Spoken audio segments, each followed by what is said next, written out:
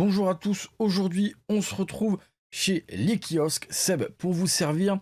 Aujourd'hui dans les kiosques on va aborder un kit, on va présenter un kit qui est le kit Swag 2. En ce qui concerne le contenu du kit, je vous renvoie à la vidéo unboxing pour voir ce qu'il y a à l'intérieur. C'est la première vidéo de nombreuses vidéos qui vont arriver sur cette chaîne, des vidéos de présentation, unboxing, de sujets généraux. Il y a plein de choses à voir. Ici, on le voit, le micro, je préviens pour ceux qui ne connaissent pas, voilà, j'ai un micro ici, on fera des gros plans. Au niveau du son, on verra pour régler correctement au fur et à mesure. Bref, on teste des choses. Donc, aujourd'hui, on va parler et présenter le swag de kit. Donc, le swag de kit, bien évidemment, vous l'aurez compris, puisqu'il y a eu un premier kit, le swag, mais l'important aujourd'hui, en ce qui nous concerne, c'est tout simplement de présenter le kit et pas de le comparer à un autre. Donc, le swag de kit, je l'ai ici dans la main. Je vais vous le mettre hop, en gros plan ici. Donc, juste pour que vous puissiez voir un petit peu ce qui se passe. On va décaler le micro. Donc, le swag de kit, voilà, qui vient avec ici une box et un atomiseur. On va en parler un tout petit peu. Donc, on va d'abord parler des caractéristiques techniques générales du kit.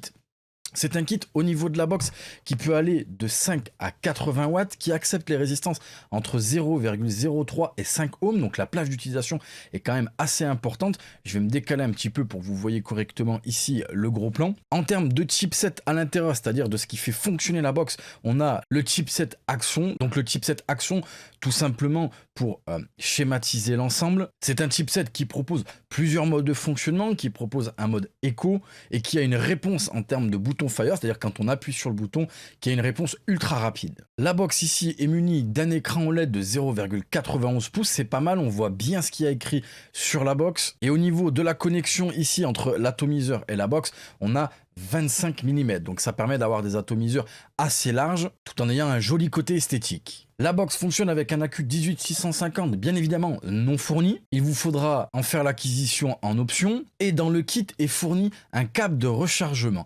Attention, on tient à vous prévenir que sur une box qui accueille des accumulateurs externe, il est préférable d'utiliser un chargeur externe dédié. Le fait de recharger l'accumulateur en le laissant dans la box ne doit être qu'une solution de dépannage. Ici, au niveau de la box, comme on peut le voir, on a donc la connexion 510 pour mettre l'atomiseur, celui de votre choix. Comme je l'ai dit, il y en a un fourni à l'intérieur. Ici, on va venir tout simplement ouvrir la trappe pour accumulateur. C'est un pas de vis. On le voit, il y a le signe plus à l'intérieur. Je viens mettre mon accumulateur comme ceci. Je viens ici refermer et comme on peut le voir, la box va démarrer. Au niveau de la box, on a toutes les informations qu'on a besoin pour utiliser ce kit, c'est-à-dire la résistance, la puissance, le mode dans lequel nous sommes. Nous avons le bouton Fire, le bouton menu, le bouton plus, le bouton moins. Avec le bouton menu, on pourra aller se balader dans les différents menus et choisir la fonction qui nous convient. Je le rappelle, il y a le mode Pulse, c'est-à-dire c'est un mode qui fera en sorte que vous ne perdiez pas de puissance à l'utilisation. On a le mode Eco, on a le mode Smart TC, donc pour du contrôle de température intuitif. On a le mode Do It Yourself, c'est-à-dire qu'on règle soi-même les puissances que nous voulons. On a le système, c'est-à-dire c'est là où on va régler le mode furtif, l'affichage et plein d'autres options. Et ici, on peut ressortir du mode. Au niveau de l'atomiseur fourni avec le kit, ici c'est l'atomiseur Energy PE. Il a une capacité de 3,5 ml et un diamètre de 25 mm qui va parfaitement du coup avec la box. Il a un drip tip large. Ici nous avons un petit icône, on vient pousser le top cap, il se remplit par le haut. Nous avons une gestion d'arrivée d'air par le bas et bien entendu il suffira de dévisser le bottom cap pour pouvoir changer les résistances. Au niveau des résistances, on va le voir, ça donne le ton en ce qui concerne l'utilisation de ce kit. Clairement, c'est un kit qui est fait pour de la vape en prise directe. L'atomiseur est compatible avec les résistances GT et il y en a beaucoup. Il y a les résistances GT2 à 0,4 ohms, entre 40 et 80 watts en utilisation.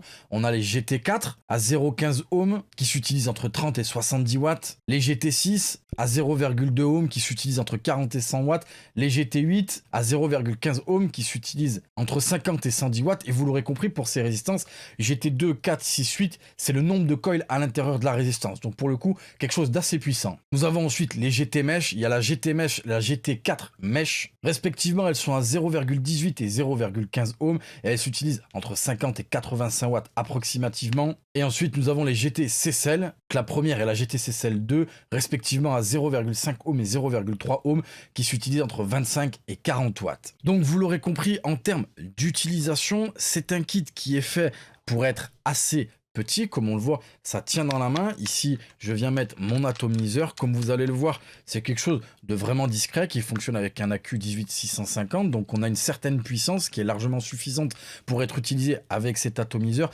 Par contre, en termes de direction, c'est clairement quelque chose qui est fait pour de la vape en prise directe. À mon sens, et je parle en mon nom propre, là, clairement, c'est pour les vapoteurs un peu plus avancés, puisqu'un vapoteur débutant, on aura tendance à plus se diriger vers de la prise indirect, ce qu'on appelle du MTL, pour d'abord se sevrer du tabac et ensuite passer sur une vape plaisir. Je sais que certains passent tout de suite sur une vape plaisir, pourquoi pas? Là, faut voir en fonction de chacun. C'est pour ça que vous pouvez vous présenter au shop pour poser des questions, éventuellement tester du matériel. Mes collaborateurs se feront une joie de vous conseiller, mais clairement là, pour ce kit, la direction, c'est la prise directe, plus ou moins puissante en fonction des résistances montées. Voilà pour la présentation du kit Swag 2 de chez Vaporesso. J'espère que cette vidéo vous aura été utile et on se retrouve sur la chaîne pour d'autres vidéos.